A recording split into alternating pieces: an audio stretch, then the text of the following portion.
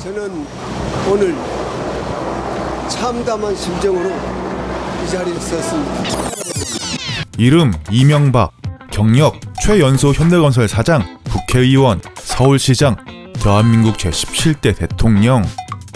대한민국에 이렇게 화려한 경력을 가진 사람이 또 있을까요?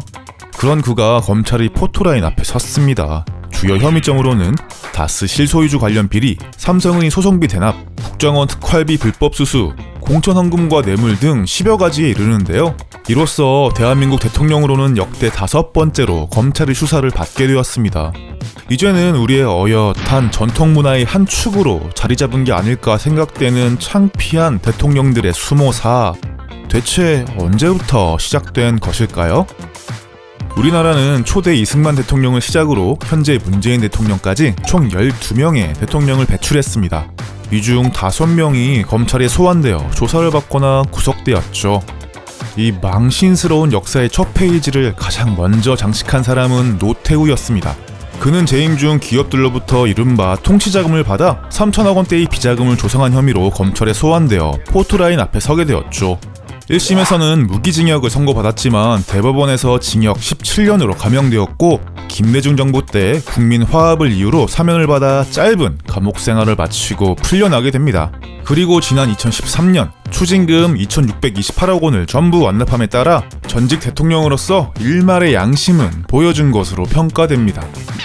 노태우 옆에서 같이 재판을 받던 또 한 사람, 절친한 친구이자 전임 대통령이었던 전두환. 그는 검찰이 출석을 요구하자 이른바 골목 성명을 발표하고 검찰에게 그 어떤 협조도 하지 않겠다며 고향인 합천으로 도망쳤죠. 하지만 그날 밤 검찰이 구속영장을 집행해 곧바로 서울로 압송되었습니다. 성공한 쿠데타도 당연히 처벌해야 한다는 법원의 판단으로 12.12 사태 반란수괴죄와 상관 살해죄, 5.18 유혈 진압으로 인한 내란수괴죄, 그리고 뇌물죄 등이 적용되어 사형이 선고되었습니다.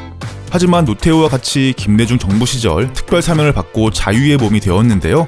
추징금 2,205억 원을 내지 않기 위해 전 재산이 29만 원밖에 없다는 발언을 남기며 사람들의 비웃음을 사기도 했습니다. 그 다음으로 검찰 조사를 받은 사람은 노무현이었습니다. 노무현은 그의 가족과 측근들이 후원자였던 박연차로부터 뇌물을 받았다는 혐의로 검찰이 포토라인에 서게 되었죠. 봉하마을에서 검찰청까지 사상 초유의 헬기 생중계가 이루어지면서 정치적으로는 무능했지만 도덕적으로는 깨끗했다고 자부한 참여정부의 몰락을 전 국민들이 지켜보게 되었습니다.